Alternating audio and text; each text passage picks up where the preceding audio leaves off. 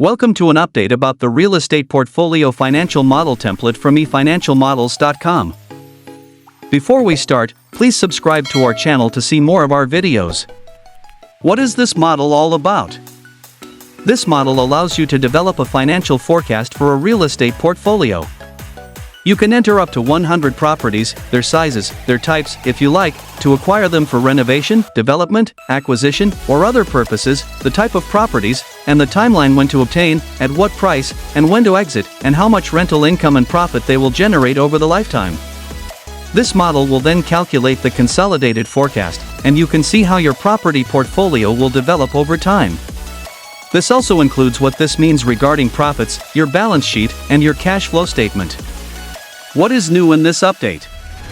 In this update, we have added some new features. One feature is that we can now enter the date when an acquisition was made. Now we have two options. You can enter the date, and then the formulas here will calculate which forecast year this will correspond to. You can still overwrite these formulas here if you don't want to use them. When we overwrite, we do this by changing the input colors because then it's not a formula anymore. It's then basically a simple input. You could choose either to use this or then use this to enter your forecast year and quarter when your property will start. We also have a development period when you do construction work to improve the property. We have a holding period. Now, the holding period is also an assumption. On average, how long will your holding period be for this type of deal? It's applied here, and then we can calculate the most likely exit date. Again, if you want to avoid using this methodology, you could also ignore this and then directly write your assumptions here, depending on how you prefer to build your forecast. This allows you to set the timeline for when the property will be acquired and when it will be exited. The rest stays here the same. Here are the total acquisition costs, including the initial capex. You still have all the debt financing you can obtain on a per property level, the rental income you can enter by property, and the OPEX by property. Another added feature is that we now calculate the lifetime profit per property level. I have a graph designed here, and if we have the lifetime profit for the whole project overall, it would be interesting to know which properties this origin. We have here an approximate breakdown defined. Now we can see which of these properties contribute how much to the profit, allowing us to do more analysis. If you are interested in the breakdowns, there is also a table with all the details to see how this is calculated.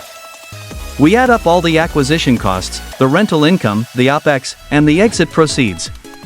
To sum this all up, we can figure out how much of the profit is contributed from which property. That's another feature we have added in this version.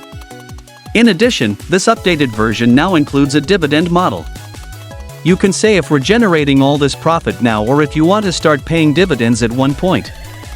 You can then tell if you're going to pay dividends on a quarterly or annual basis, specify when to start, and also say how much cash you want to stay on and what would be your max dividend payment either per quarter or per year, simulating the cash flows to equity shareholders.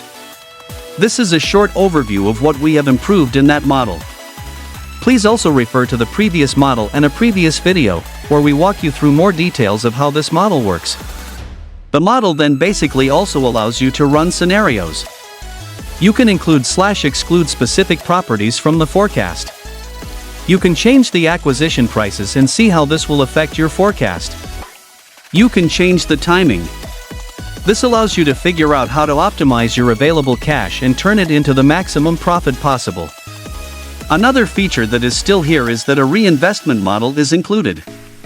If you generate profits, you can either distribute the profits as cash or leave them on the balance sheet, or you can run a reinvestment assumption here. So if I switch to include, it will take this equity amount.